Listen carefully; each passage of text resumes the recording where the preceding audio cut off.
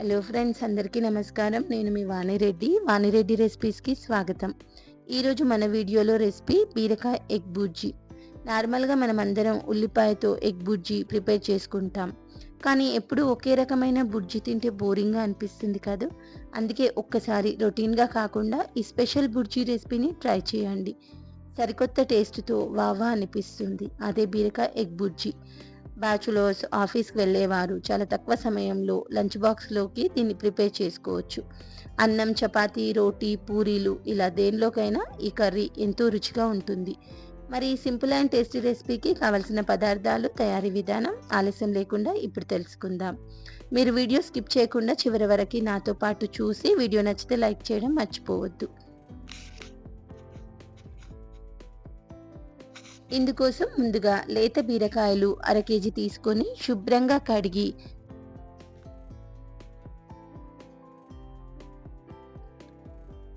పైనున్న చెక్కును పీలర్ సహాయంతో వీడియోలో చూస్తున్న విధంగా తీసుకోవాలి.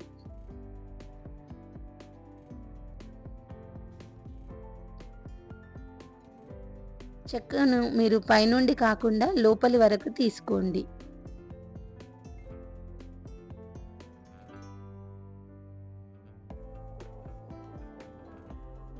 ఇప్పుడు మనం చిన్న క్యూబ్స్ లాగా కట్ చేసి పక్కన పెట్టుకోవాలి. ఇప్పుడు స్టవ్ వెలిగించుకుని స్టవ్ పైన ప్యాన్ పెట్టి పావు కప్పు ఆయిల్ వేసుకోవాలి. ఆయిల్ వేడయ్యాక 1 టీ స్పూన్ జీలకర్ర వేసుకొని అది కొద్దిగా దోరగా వేగిన తర్వాత 2 పచ్చిమిరపకాయలను చీలికల్లాగా చేసి వేసుకోండి. ఇప్పుడు ఒక రెమ్మ కరివేపాకు వేసి చిన్న మంట మీద చిటపటమనే వరకు వేయించుకోండి. 2 ఎండుమిరపకాయలను తుంపి వేసుకొని వీటిని బాగా వేయించుకోండి. ఇవి వేగాక 1 టీ స్పూన్ సన్నని అల్లం తరుగు వేసి మరి కాసేపు వేయించుకోవాలి.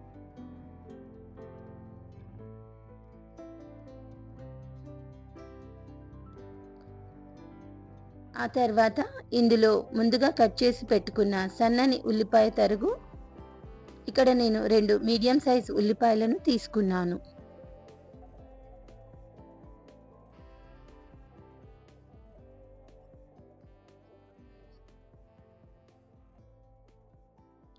ఇప్పుడు 1 టీ స్పూన్ పసుపు, రుచికి సరిపడా ఉప్పును వేసి కలిపి ఆనియన్స్ మగ్గే వరకు కుక్ చేసుకోవాలి. మంటని మీడియం టు లో ఫ్లేమ్లోకి మార్చుకుంటూ ఉల్లిపాయలు పూర్తిగా మగ్గే వరకు వేయించుకోండి.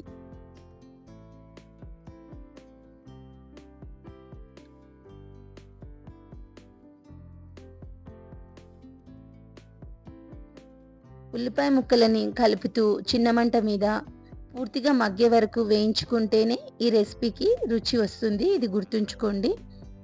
ఇప్పుడు ఉల్లిపాయలు పూర్తిగా మగ్గిన తర్వాత ఇందులో మనం ముందుగానే కట్ చేసి పెట్టుకున్న లేత బీరకాయ ముక్కలను వేసి గరిటెతో కలుపుతూ 2 నిమిషాల పాటు హై ఫ్లేమ్ మీద ఫ్రై చేసుకోవాలి.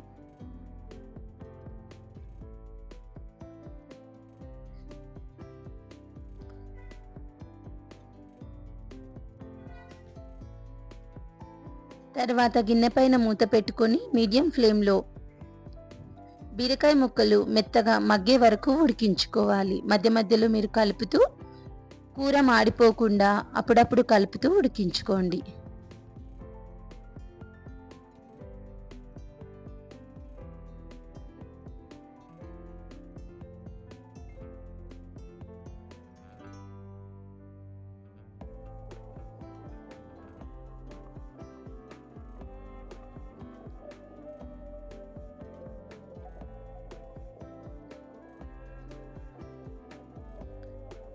బీరకాయ ముక్కలు పూర్తిగా ఉడికించుకున్నాక ఇందులో మీరు తినేదాన్ని బట్టి కారం వేసుకోండి.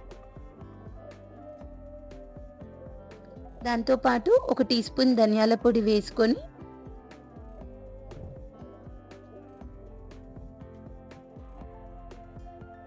ఒకసారి బాగా కలిపి మూత పెట్టి ఆయిల్ పైకి తేలేంత వరకు మగ్గించుకోవాలి.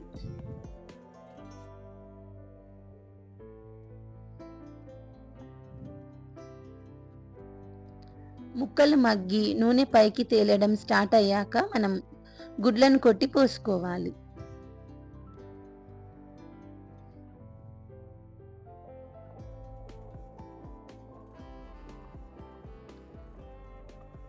ఇప్పుడు మనం 4 కోడిగుడ్లను తీసుకున్నాను ఇక్కడ నేను. ఆయిల్ మనకి పైకి తేలడం స్టార్ట్ అయ్యాక కోడిగుడ్లను కొట్టి పోసుకోవాలి.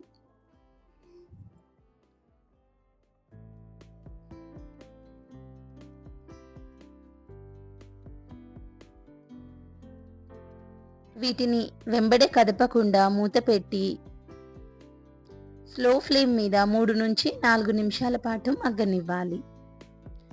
ఆ తర్వాత మూత తీసి గుడ్డు పొరటు మిశ్రమాన్ని గరిటెతో కలుపుతూ మీడియం సైజ్ ముక్కల్లాగా కట్ చేసుకోవాలి.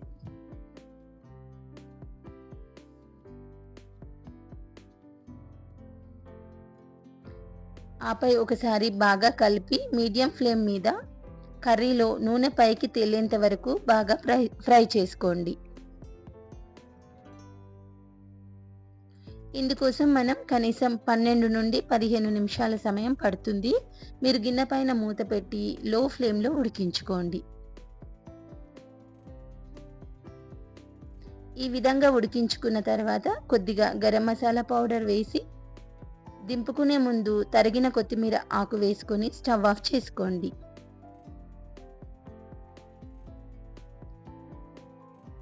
అంతే, ఎంతో రుచికరమైన నోరూరించే ఎగ్ బుర్జీ తినడానికి రెడీ. ఇప్పుడు మనం దీన్ని గిన్నెలోకి తీసుకుందాం. బీరకాయ ఎగ్ బుర్జీ అన్నం, దోశ, చపాతి, రోటీ, పూరి ఇలా మీకు నచ్చినట్టుగా ఈ రెసిపీని కలిపి ఎంజాయ్ చేయొచ్చు. మరి మీకు నచ్చితే ఒక్కసారి ఇలా ఇంట్లో ట్రై చేసి మీ ఫ్యామిలీ మెంబర్స్తో ఎంజాయ్ చేయండి. మరి మీకు ఈ రెసిపీ నచ్చితే లైక్ చేసి, షేర్ చేసి, ఛానల్ సబ్స్క్రైబ్ చేసి పక్కనే ఉన్న బెల్ ఐకాన్ గుర్తు మీద క్లిక్ చేసి సపోర్ట్ చేయండి. Thank you friends.